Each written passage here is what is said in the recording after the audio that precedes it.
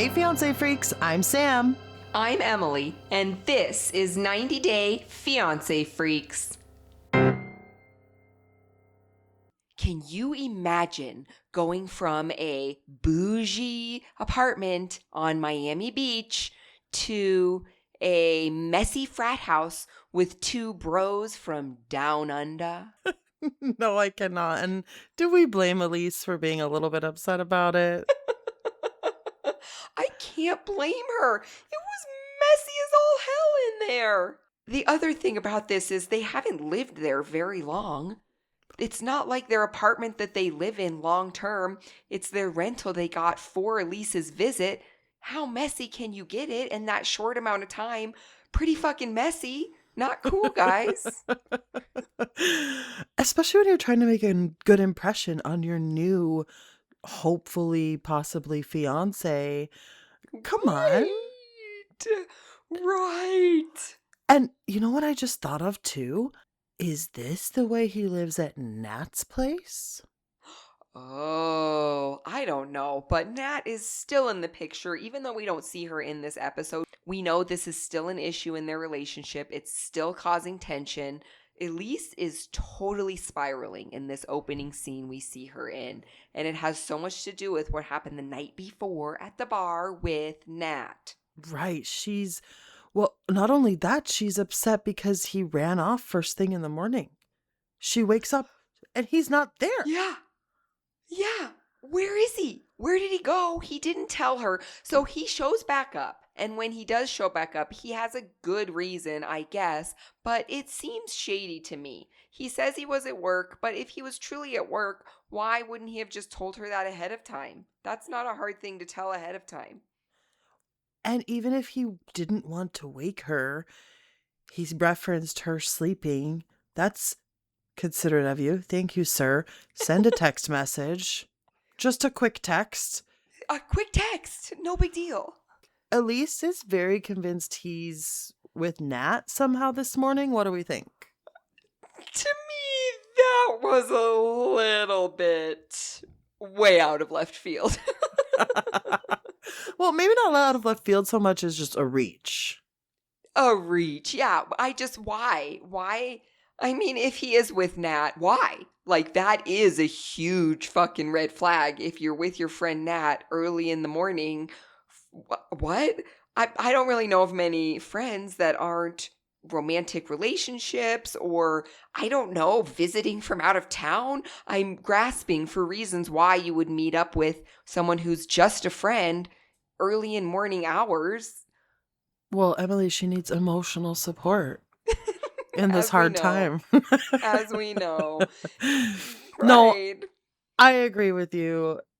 We all agree with you. There's no rhyme or reason to him getting out of bed with a sexy ass lady to go Right. hang out with his roomie first thing in the morning. I was hoping he was just bringing her coffee and she was crying and then he was Right. going to show up with coffees.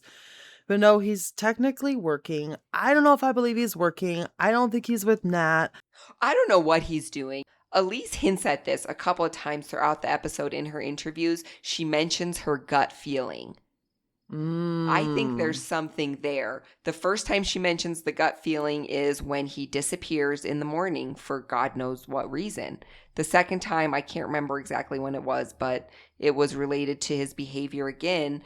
She just has this gut feeling that something's off, and the fact that she is saying that in her interview makes me think that she's hinting at some secret, maybe, that's going to be revealed about Josh. Oh, a secret about Josh? Yeah, she's having a negative Oh. gut feeling about Josh. What is that gut feeling all about? It's sometimes hard to tell the difference between a gut feeling and some sort of intrusive thought due to past trauma, which we find out she has had so much of. That's such a good point, and she's totally open about that to the viewer in her interviews, and then of course with her super cute conversation with her parents, and then way confrontational and just kind of over the top with the way she talks about that to Josh. So they go to the surfing lessons. They're having such a fun time. Elise is hilarious and so cute surfing. She was cracking me up. She was going for it and wiping out and getting back up and trying again. Go, girl. Yet another testament to how she's up for anything. She's spontaneous. She's willing to just make a fool of her beautiful, beautiful self. But I Yes. did love how she's putting on a wetsuit and she says that it's so ugly. And my first thought was, is that because it covers some of your You're body? The My first thought was, you make it look great. It's not ugly. It's like a full black, like sexy cat suit or cat something. suit. Like it's not. Yes. You look amazing. Most of us, if we looked like that in a wetsuit, we would never take it off. That's all we would wear. Okay. But to her, the more it covers, the uglier it is. And I Yeah. cannot identify with that feeling. Nor me, Sammy, nor me. So they have a great day. They get the chicken schnitzel sandwiches. Oh, chicken schnitzy? What did he call it? It was Schnitzy? Schnitzel? schnitzy. I need a schnitzy. I do love chicken schnitzel. Mm. Is it just like fried chicken? Yeah, it's like a breaded. Yeah, like a Breaded. chicken. Like almost like chicken parm. Right, like a cutlet. Like a cutlet and it's breaded, but it's not the same as deep fried chicken that we get here in the States. Like I think it's No. the type of breading is different. I don't know how they do it in Australia, but it did look delicious. It looked Ginormous. delicious. Yes, so good. So they get that delicious meal. They go eat it at the sunset. They're having a really good heart to heart. Josh opens up about how his son and his baby mama moved away, and that was heartbreaking for him and kind of sent him into a bad year. Yeah, that surprised me actually. Did we know that he had a son? Because I completely forgot, if so. I don't think we knew that. That was news to me. Okay, maybe we missed that, but I definitely have a lot of empathy for him there. That's got to be so hard. Right, right. That's huge. So they're having these nice moments. It's super windy and cold, so they move back to his car, and suddenly things turn way south when Elise tries to open up and be vulnerable. But the way that she does so, I don't know. It just comes off as accusatory. And that's what I'm saying. I don't think it actually has anything to do with Josh, and she recognizes that. It's all her past trauma, her triggers. She's been burned before, and she does see red flags. We all see these red flags. Yeah, absolutely. The red flags are there. She sees them. I love the phone call she has with her parents the next day and the way that her parents respond to her. I think that they have a really good relationship, is what I saw from that conversation. Unexpected. I did Yeah. not expect her dad to say that.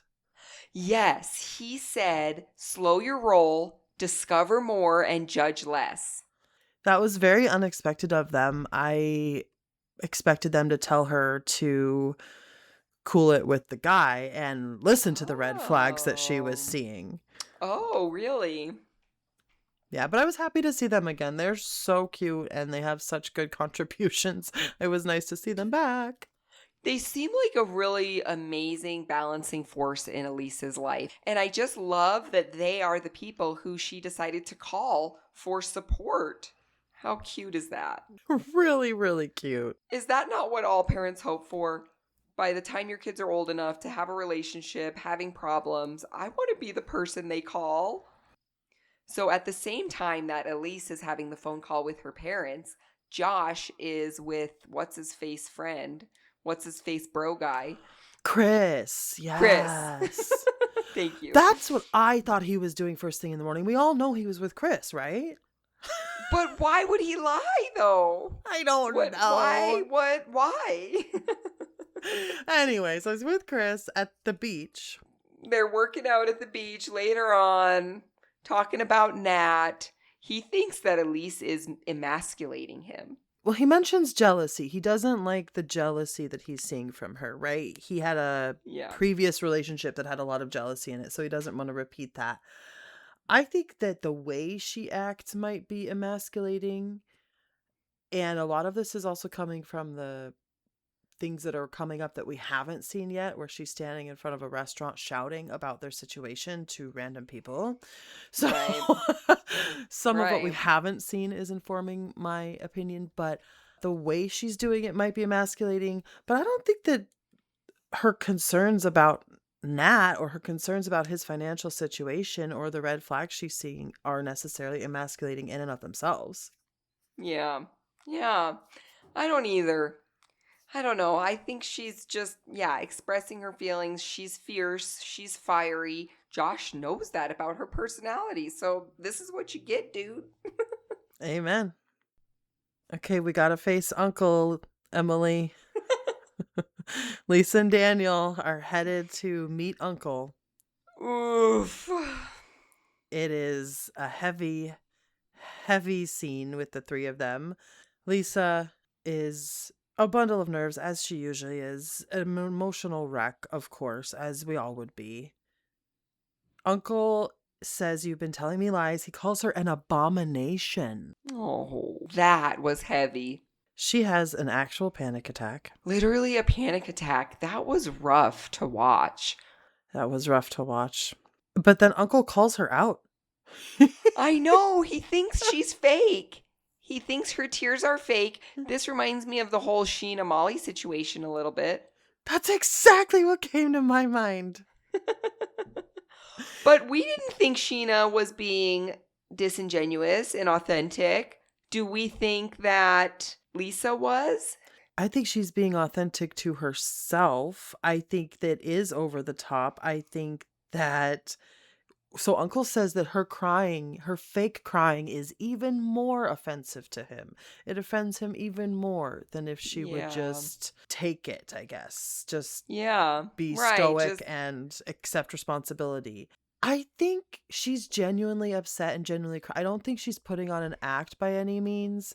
But girl, you brought this upon yourself. Why are you crying about it? You brought this upon yourself. What did you think was going to happen?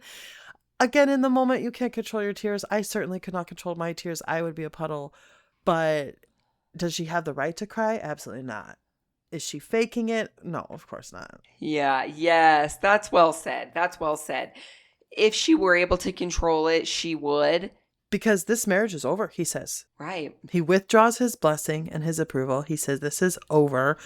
Lisa starts begging, "Emily, what are we doing here? What are we doing here, Emily?" Down on her knees, Sammy. She's down on her knees. At least Uncle's reaction to that was pretty good. He was like, I'm not God. Didn't he tell her to get up? He said, get up. I'm Yeah. not God. But then who else gets down on their knees? Daniel, this is what I'm saying. Lisa starts begging, he starts begging. They don't even like each other that much. Why are they doing this? Last I I don't checked, know. Daniel was disgusted by her. Last I checked, he doesn't like her without a wig on. He doesn't like her sleeping with her fellow woman. He doesn't like anything that she's a liar. What's the ulterior motive here, Sammy? I thank you. Thank you. I'm sorry. What is it? I don't mean to be the cynic, but she got him out of the gutter. That's a direct quote. I didn't say that. That his friends said that. So I think he just doesn't want to go back to the lifestyle he was living before. Yeah. I'm sorry. I said it. I said it. I said it. It's true. No, it's true. And it needs to be said, and it's absolutely true. Thank you. But that's about it. Now they're going to go see elders. That's about it. So the uncle retracts the blessing, but then he comes back and says, well, it is retracted for now, but maybe we can do something about it. I'm going to go seek advice from the elders and chief priest. It's a lot of intimidation. I love how he says, "Because have such a kind heart and I love you so much, I'm going to talk to the elders for you." It just makes me wonder, do they not actually care that much about practicing lesbianism? Is it just that they have to say that? Oh, is it just a control thing? Right, where they have to grant it first? But It has really, to be like we are okay with it. right. Nah, I don't think Okay. so. Honestly, I think it truly is they don't believe that it's okay to be a lesbian. But I think it's probably a combination of those things. True. Also has to do with control and the male control. The other part of their segment I noticed was that Daniel is the one who spilled the tea to Uncle. Daniel is the one who told Uncle all of the details of all of Lisa's lies. Not that that's something that Lisa would have wanted to do, but She in tried to this do it. situation, she tried to do it. What I mean by that is it would be a hard thing to do. However, I think that Lisa saw that it was her responsibility to do, just as anyone would see. I'm the one who lied. I'm the one who needs to come clean. However, in this situation, Daniel has to say it because he's the man. And it's not Lisa's turn to speak yet, according to Uncle. Well, sure. However, Daniel has to say it because he's the one that wants Uncle to know. You want Uncle to know so bad, you're going to fucking say it. Okay? Number one. Because Number from the two. beginning, Lisa has not been like, why does fucking Uncle have to be involved in it at all? Like, I don't want Uncle to know any of this. And then number two, she cuts him off. He's trying to say it. He's trying to get to it. He wants to cushion the blow. Instead, Lisa starts to interject. She says, "Oh, you didn't tell him the whole truth. You didn't tell him the whole truth. Now you're worried about telling the whole truth all at once, Lisa? Okay." This is what I mean, is that I think that once they got there, once the truth started coming out, Lisa felt uncomfortable because she wasn't the one saying it. If you're the one who's been living in the lie and then you have to come clean, it's uncomfortable if someone else tells the truth. It makes you look even fucking worse. Have you been watching her, Emily? She is not trying to say this at all ever to anyone. No, she does You're not you're care right, about looking. Sammy. No, you're right. She doesn't care, but she does care about Daniel. Therefore, she cares about Uncle. Do you know what I mean? You're right. She does not want Uncle to know. She doesn't think Uncle needs to be told. However, she does think that whatever the fuck Daniel says needs to get done, needs to get done. Yes, but you're implying she has some sort of integrity that she wants to be the one to tell Uncle herself You because don't she's think been the so? one. No, the woman does not have a shred of integrity in her body. I'm sorry, Lisa. No, she does not care about lying. She doesn't care who tells Uncle. She doesn't want anyone to tell Uncle, least of all herself. So then Hell it is no. an act. Then you're saying it is an act. If she doesn't give a shit, going down on one knee, crying, it is an act. No, she just didn't want to be the one to tell. And then once it was told, she's going to play the part of, well, again, Of the apologetic. yeah, viscerally, she is sobbing because she's so nervous. She's going to poop her pants, Emily. At some point, she's going to. Poor thing. It's just a mess. It's a mess, and it's only going to get worse. Such a mess. And it's absolutely fascinating. Like, I'm sorry, but this cultural collision, Sammy, of Mm, a lesbian, Sammy, falling in love with a former lesbian. Nigerian and not identify. I'm sorry, Lisa. I know you don't identify as a lesbian, but you practiced lesbianism for 21 years. Falling in love with a Nigerian Igbo man who is seeping in his culture. I mean, he is just all about these traditions and these customs and these rituals. Like, it's absolutely like, what is going on? What is going on? Thank you, bringing us full circle to my question. What are we doing here, Emily? They don't even like each other that much. Why are they begging Uncle for this marriage? I don't know. Like, I don't know.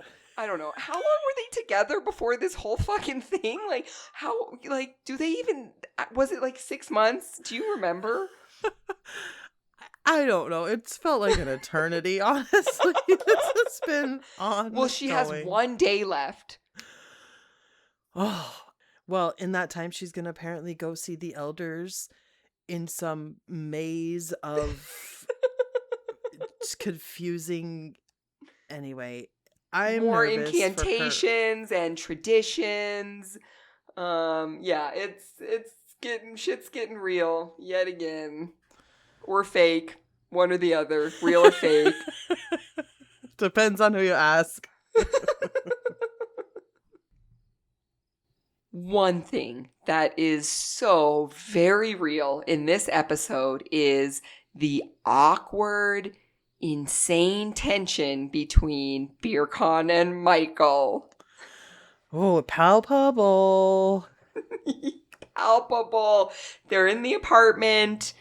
We see a replay of the scene where Beercon says, "Do you like violence?" Oh, that was such a creepy moment. So first of all, Michael's got gifts for Laura, not BeerCon. And BeerCon seems a little bit upset about that.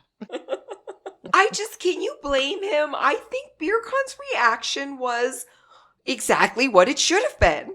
So it is a weird dynamic, and I just think some of the things he says are problematic, Emily, and I think that we can Well, all say yeah. that.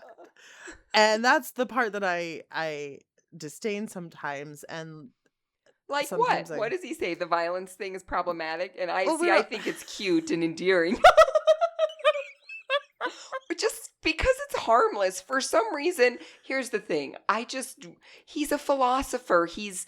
I feel like he's soft-hearted. He's a thinker. He's not going to get physical and violent. I don't see that. So he's using that as an intimidation tool, and he literally says as much. He does say as much. He does even apologize.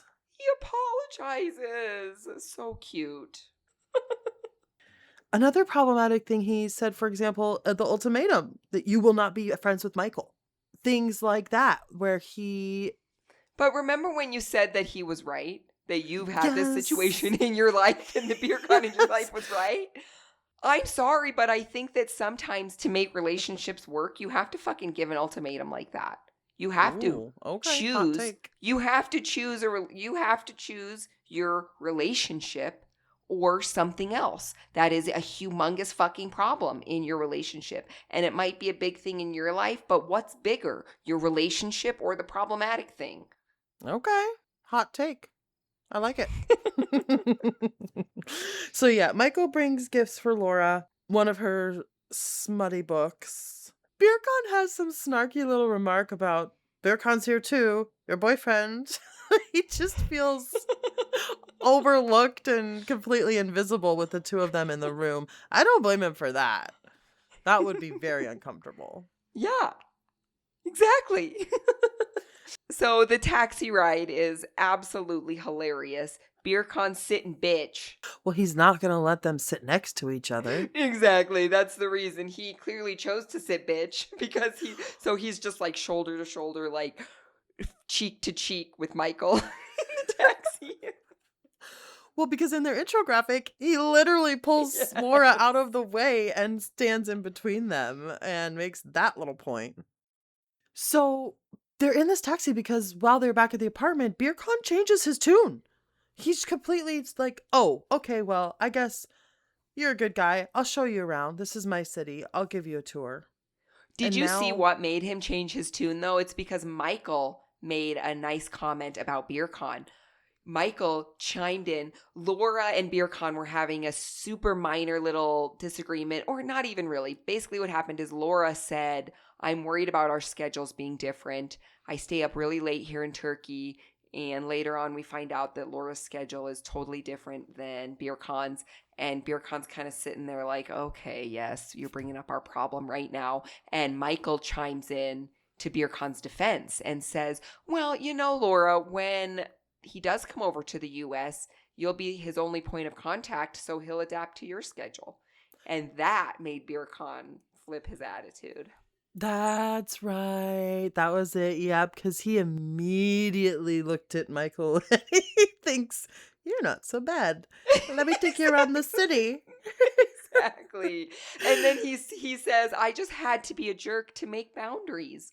Which I don't Yes. know, dude. Like, that kind of made fucking sense to me in this situation. See, even he admits he is a jerk. Okay, I'm just saying there Right. is That's what. No, I know he's a jerk. I'm saying that it was it's a cute. It's in defense of his love for Laura. Oh, Jesus. I hope so. You I don't do hope think? so. Well, he says, because he does say, I had to be a jerk at the beginning. He said, I've played this game a lot, and this is my strategy. So what did that mean? That did What throw did me that for a loop. mean? Like what capacity have you played this game, BeerCon? Like Right. when else? Yeah. So that kind of perked my ears up a little bit. We'll see. He does say he wants to keep his enemies close. So Yes, he's still kind of exactly. trying to play I think that's what it is. He's trying to have this hard exterior and this hard shell of intimidation to Michael, and then showing Laura that, like, I'm the alpha male here and Yeah. I That she will. wants. Yes, exactly. But we all know inside, I'm like, he's a little boy. He's young. Yeah, he's like 20. No, he's what, like 26, I think. Yeah. Yeah, he doesn't have Yeah. parents, or he doesn't communicate with Oh. them. He doesn't have necessarily his own place. He's just a little boy inside. And that's why Sammy things like I like violence and his intimidation tactics to Michael, that's why they don't come off as jerky to me. They don't come off in a negative way to me. They come off as exactly what you're saying. Oh, just oh. Well, when you say it like that, he's kind of an adolescent, right? I feel like that's what an adolescent boy would say on a playground or something. Like, I like And violence. at some point during this episode, Laura does say, grow up. Grow up. Grow up, beer con. And I'm Oh. just like, please, Laura, you're dating a 26-year-old. You're not Right. allowed to tell him to grow up. Right. Right. Exactly right. So he calls him out though, and I was on the edge of my seat. He Oh, at the cafe. At the cafe. Cute little cafe, by the way. I want to go have shisha there. Adorable. That So looked cute. way cute. And Michael, why would you phrase it this way? On purpose, clearly. But Clearly. he says, we think that, or it's recommended that best friends, what did he say? It's recommended that, He literally says, it's recommended that you marry your best friend. yes. That's literally what he says. To use the word, it's recommend. It was weird. It was a weird way to phrase it. It was weird to say that and just sit there with this like smug ass look on his face. You know that Laura has been saying you're her best friend for all of this time to BeerCon, and then to just say that in a nonchalant way. What the fuck was that? What was that, It Sammy? was wild, and BeerCon whips right back and says, "Okay, well, you two are best friends. Why didn't you fall in love?" BeerCon. Yes. Mm. Yes, BeerCon. Could have heard a pin drop. Could have heard the shisha coals burning. Could have heard, I mean, the puffs of smoke. Michael just looks at him. Laura just looks at Michael, and Michael says, "I can't answer that." But then why the fuck did you say that? Why did you bring about it up? the recommendation by the CDC, I like was the just gonna say. CDC guidelines on relationships say to marry your what? Your best friend. What, Michael? Oh, American guidelines. It was weird. I don't know. I really don't know what Michael's motive behind that phrase was. If he didn't think it through all the way. He thought was it trying. through. You think so? Yeah. I do. He said it in the context of trying to comment on Laura and BeerCon's relationship, though. This whole thing, Emily, is just a dick measuring contest between the two of them. Is it not? Yeah. Yeah, no, it is. Yeah. Because then Michael says, "Oh my God." So, okay, BeerCon invites Michael out on a one-on-one, like a guy's day. Oh, yeah. Oh, Laura's yeah. not pleased. Laura says, "I want to come." They go play billiards, and Michael, what he says is the most self-assured comment And I had to give the man a slow clap for it. Beer Khan says something about, why haven't you made a move all this time? Laura said you made a move. And he said to him, if I would have made a move, she wouldn't be here now. Oh, Okay, mic drop. Michael. All Okay. right. And then the way he phrased it too, that he said that Laura made a move on him. Right. He said something along the lines of a big, huge move on him, right? Right. Something like Like that. something really significant or something undeniable, unmistakable. Beer Khan was not pleased. Oh my God, no, of course He not. was caught really off guard by this, and he was trying to play it. He admitted that he hadn't heard that, but I could tell he was really restraining himself. I think he was blindsided, honestly. Yeah, exactly. He definitely was. Yep. We'll see how this all plays out, because Laura says she needs Michael to approve. Oh my God. Laura. I'm sorry, but a lot of the things that she said in this segment, that being one of them, were like, eye roll, please. What do you need Michael's approval for? Right. Okay, Emily, I have had a revelation. A revelation about Emma and the dress. The dress from Muhammad that she packed back in LA. Number one, just to keep track, just so we're all on the same page here, has not graced her body. It hasn't. Okay. We haven't seen it. It hasn't been mentioned. I am winning our bet. Just saying. You still have time, Yes, but you I'm just are, saying. Sammy. Yes, you are. But, okay. I had this revelation since our last episode. I texted you this, and then as I'm watching this episode, the ring solidified my revelation. She brought the ring to Morocco, Emily. She brought Muhammad's engagement ring. She brought the engagement ring and she put it on her finger. She put it on her finger. Yeah, that was That was something. That was wild. She 1000% brought the dress knowing and hoping and planning to meet Muhammad.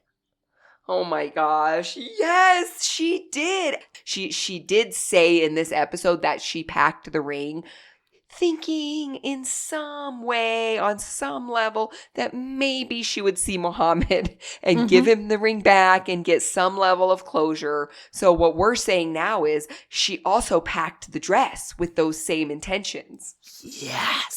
And it all makes sense. I begged you to explain it to me before.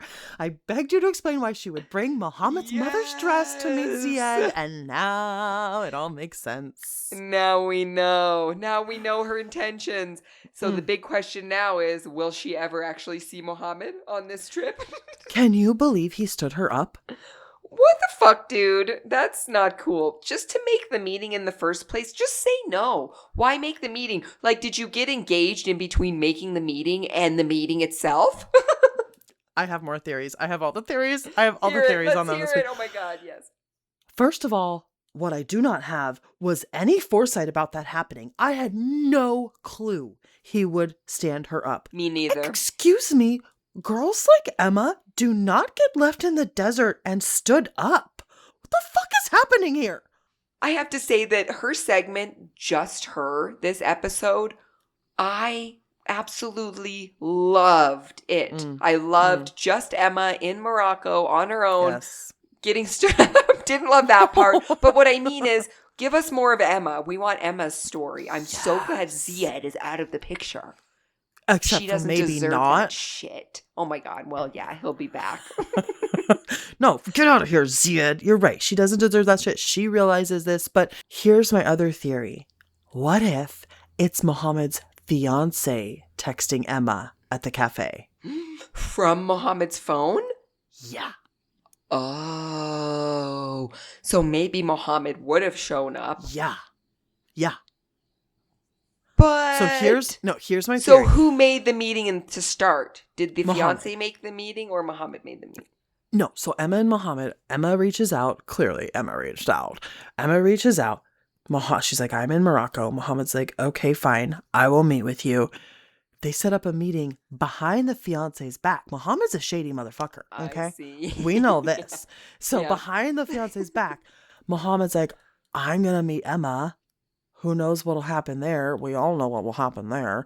And then the fiance gets the phone because she knows he's a shady motherfucker too. And she Oh. starts texting Emma and says, hey, leave me alone. Don't ever talk to me again. I love it. That's it. I love it. And then and then Muhammad's new fiance says, "Don't you fucking dare go meet up with Emma." Of course. I don't know what's going on with them. We need a camera, security cameras. We need for Muhammad and his new fiance. But Oh my I love what gosh. Emma said, though. Words of wisdom. We were hoping this would come out of her, and it finally has. She says, Yes. I deserve better than that. Yeah.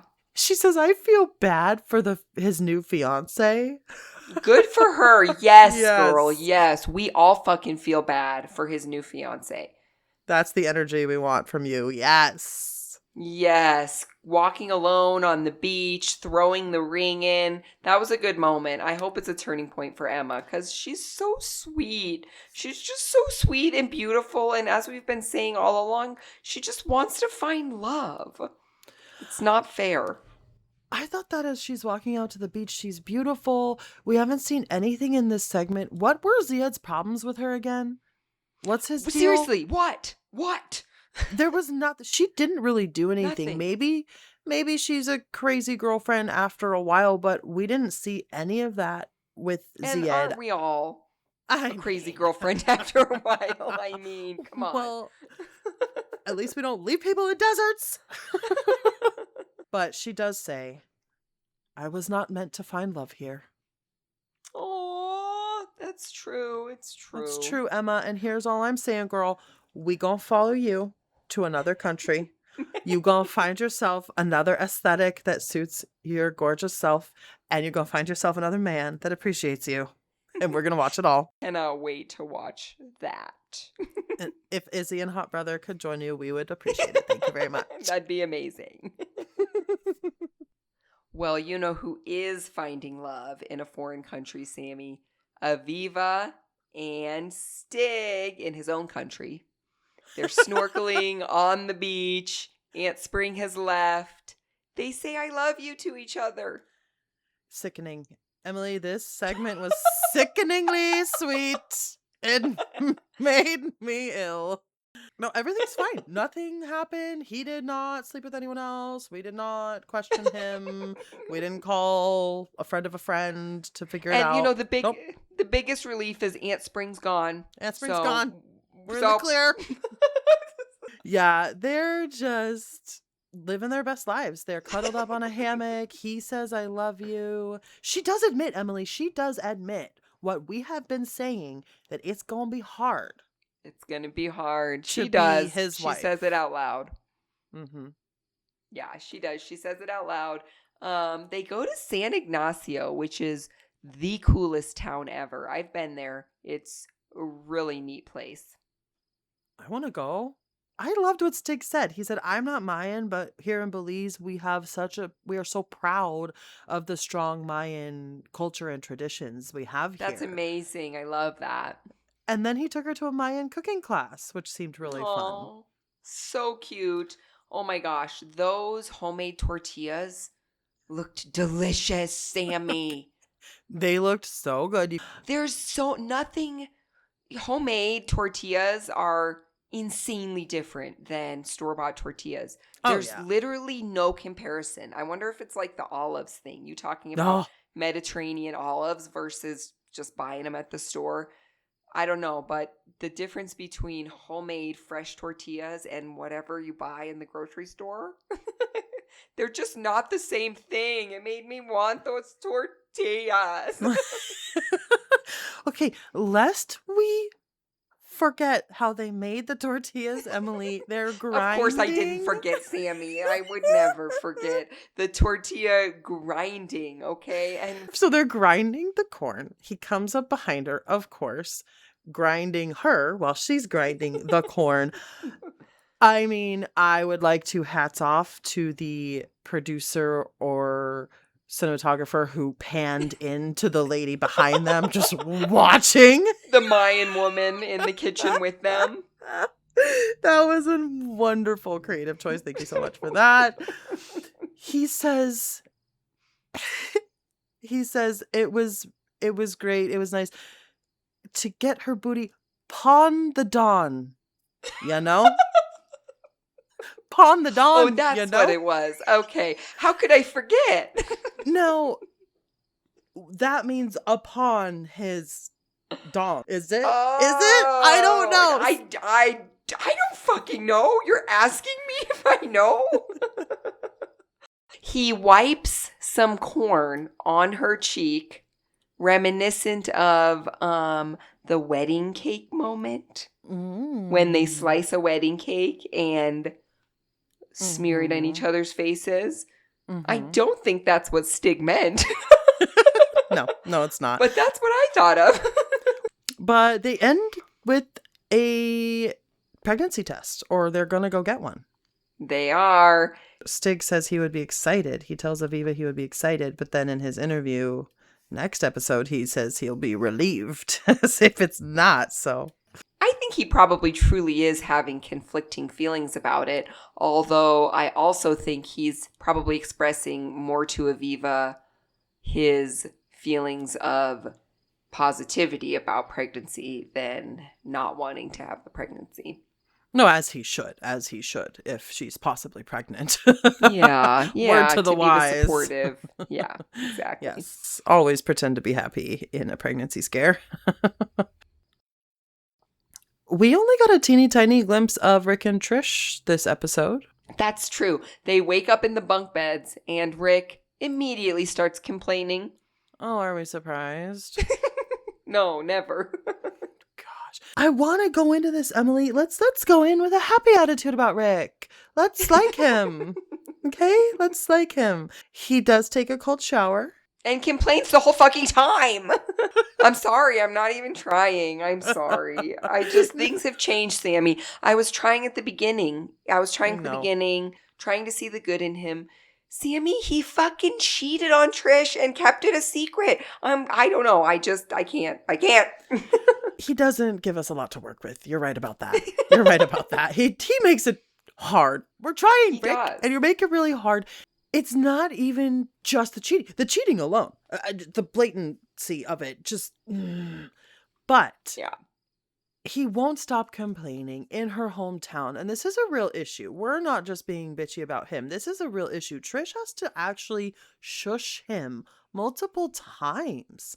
Number one, he walks out to the shower. I did think it was goofy and playful how he bounded out and sprinted to the shower in front of the old ladies on the porch. That was cute. Made them giggle. Them laugh. Yeah. But then, okay, we get it, Rick. You're a privileged American who has hot water at all times at the turn of a button, and you don't want to pour tiny cans of cold water on yourself when you were just complaining about being too hot all night. Okay. Right. Like, we get it. We get it. This is uncomfortable. Go ahead, buddy. Go on. Just man up and do it. Right. Exactly. And he doesn't, he just complains the whole time. Trisha's shushing him from the porch. She's saying, stop it. Play it down. It's just a shower. You're fine. You're fine. She has to explain it to the old women. Oh, he doesn't like cold water. And they're like, nobody likes cold water. Right. We all take showers. Yeah. And then they go and the other women are grinding leaves. Yes, they're grinding up cassava leaves. And his reaction. And he immediately complains about that. And it's not even that he complains. It's he's so obvious about it. He has no subtlety at all. He wants everyone to see his big reaction. Part of me wonders if Rick acts that way sometimes to try to make Trisha laugh. If it's part of their playful demeanor, part of their playful back and forth, that Rick does that and then Trish shushes him in a playful way while laughing. Time and place, Rick. Time and place. Yeah. The market, when it's just the two of you and you can kind of say it under your breath, okay, fine. I'm still going to throw you shade about it because I think you're, like you said, a wet blanket, but fine. When you're in her village with what we can assume are her relatives and her family's friends and her neighbors, you tone it down. You take it A, take it a little bit seriously, but B, even if you want to be the jokester, be the funny guy, that's fine, but he's insulting them. He is. It's just not a good look, and she doesn't seem to be taking it playfully. She's responding a little playfully because she's uncomfortable, I think. Okay, and that is a big difference in what I'm saying. Right, I think most of the time in their dynamic in general, as you said, Yeah. she responds playfully, Yeah. but in this case, she wants him to, again, read the room, Rick.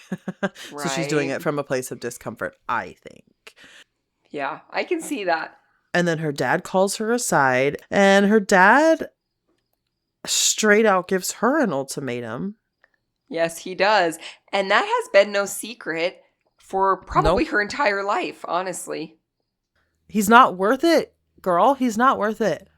Ooh, so not worth it. Have those babies. Not Rick's babies. Any other babies. Next week on Before the 90 Days, Sheena and Forrest are getting hot and sloppy. Ooh, okay. Aviva takes a pregnancy test. Emma has one more thing to take care of in Morocco. Trish and her dad want answers from Rick. Lisa and Daniel get a cleansing. And Elise confronts Josh and Nat and the entire restaurant. Can't fucking wait. Couple quick questions this week is a Family of Friends edition on Uncle. Emily, is he what you expected? In this situation, Uncle is definitely responding in the way I would have expected. We've known from the start that Uncle is not okay with Lisa practicing lesbianism, and Uncle's pissed off, retracts his blessing. Yeah, this is exactly how I thought Uncle would react. Is Lisa surprised by Uncle? No, I don't think so. I think she's totally panicked, as we see in the panic attack and the tears and the down on her knees. But I can't really see how she expected anything else. No, she was absolutely expecting this. He walked in that Yeah. glorious, the color of his clothes in this Yes. episode. Yes, please. He walked in that glorious ensemble, and she immediately starts losing her shit. She knew what was coming for her. Does he support the relationship? Well, he did support the relationship, and Lisa had to work for that support. She had to work for that blessing. We remember back upon their first meeting when they didn't follow through with the practice round that Daniel had said, you give him the wine, whatever, this and that. They didn't do any of that. The kneeling didn't do any of that. But Uncle questioned her intensely in that meeting, and she won his blessing. So he supported them then. Now he doesn't support him. He withdraws his blessing. However, at the end of the segment, we learn blessing pending. So I suppose... does he support the relationship? Yes, he did. No, he didn't. And now we're back to a state of pending. Okay. Relationship status, it's complicated. Exactly. Support of the relationship status. It's complicated. As well as the relationship itself. How does he feel about Daniel moving abroad? Oh, fucking great about it, I'm sure. Fucking great he about would be it. very happy. Lisa is his savior, remember? Yes. Would he 90 day? I don't know. Do you think he's married? He's probably already married. So no, he's an older guy. He's got his own family. He's got his own situation. I doubt it. Okay. Where would you go in this episode? I would love to try surfing on Bondi Beach. That looked gorgeous and so fun. Nice. I would definitely go to that resort Aviva and Stig went to that you had been to. If you've never been to San Ignacio, that should definitely be your number one choice from this episode. Gorgeous location. Such a fun vacation spot, honestly. Yeah, definitely is. That's where I'm going. My 90-day takeaway this week, Sammy, is recommendations by Michael. Marry your best friend. It's a good recommendation. I still need his credentials and his references on where he got it. My 90-day takeaway this week is that Emma was not meant to find love in Morocco, and we need to find her another country to find some love in. Yes! What a great takeaway. Emma, continue your search for love. Don't give up! It's not in Morocco, but it's somewhere else. With hotter men.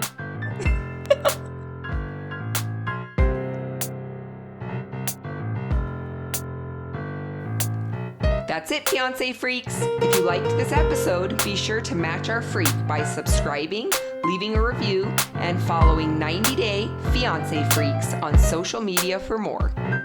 Thanks for listening. We'll see you next time.